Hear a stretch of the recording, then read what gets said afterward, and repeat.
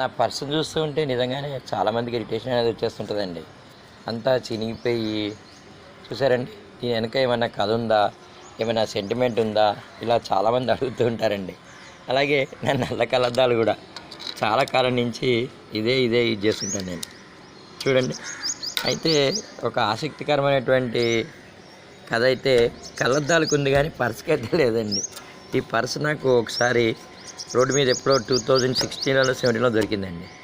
దాంట్లో నాకు దొరికింది ఏం లేదండి, దాంట్లో ₹1 కూడా లేదు అంతే. ఆ రోజు నుంచి ఈ రోజు వరకు ఇదే పర్సన్ అయితే యూజ్ చేస్తున్నాను. డబ్బులు ఎన్నైతే పెడతామో అన్నీ ఖర్చు అయిపోతాయండి. మొత్తం ఖాళీ పర్స్ ఉంటుంది. ఇప్పుడేదో ₹100 అయితే కనిపిస్తుంది చూసారండి, అది మళ్ళీ ఒక 4-5 రోజుల తర్వాత ఖాళీ పర్స్ అయిపోద్ది.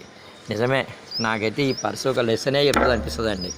ఏది శాశ్వతం కాదు, డబ్బు కూడా ఏదైనా సరే అంతా వచ్చిపోయేదే అని చెప్పి. పర్స్ అయితే మరి ఇక మార్చమని చాలామంది అడుగుతున్నారండి. కొంచెం సెంటిమెంట్ అయితే అవుతుంది నాకు, మార్చాలా వద్దా అని చెప్పి.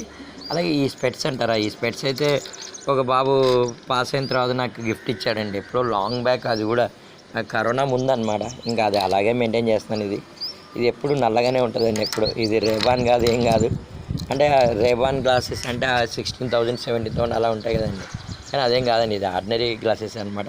కానీ ఎక్కువ నాకైతే చాలా ఇష్టం అండి, ఇది ఎక్కువ యూజ్ చేస్తుంటాను నేనైతే. ఇదండి నా పర్సు అండ్ ఈ కలద్దాల కథ అనమాట. పర్సు మాత్రం చాలా జీవితాన్ని నేర్పించిందండి నిజంగానే.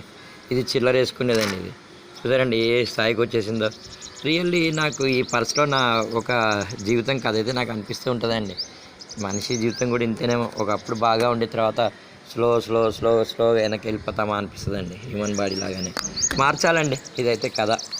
ఎవరైనా దాతలు మరి పర్స్ ఇస్తారేమో చూడాలి. పర్స్ ఇస్తే మాత్రం నేనైతే తీసుకుంటాను. నాకు పర్సు సెంటిమెంట్ చాలా ఎక్కువ అనమాట. నేను ఇప్పటివరకు నాకు ఉదయించేంత వరకు పర్స్ మెయింటైన్ చేసినప్పటి నుంచి ఒక 4-5 పర్సులు మెయింటైన్ చేస్తుంటానేమో అంతే. దాంట్లో ఏ పర్సుని అయితే కొనలేదండి. ఇది మాత్రం ఒకసారి పొయ్యి మళ్ళీ కూడా దొరికిందండి. మా సార్ ఒక ఆయన నువ్వు పర్స్ పారేసుకున్నావు తెచ్చిచ్చారు పాపం. నాకు చాలా గమ్మత్తు అనిపించింది.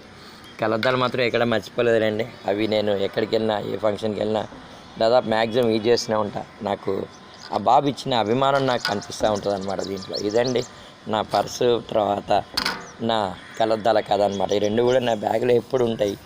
చాలామంది అడుగుతూ ఉంటారు, దాని సార్ ఈ పర్సన్కి ఏదైనా స్టోరీ ఉందా చెప్పండి అని. నాకైతే దొరికిన పర్స్ దాంట్లో తిరగలేదండి అది. థ్యాంక్ యూ అండి.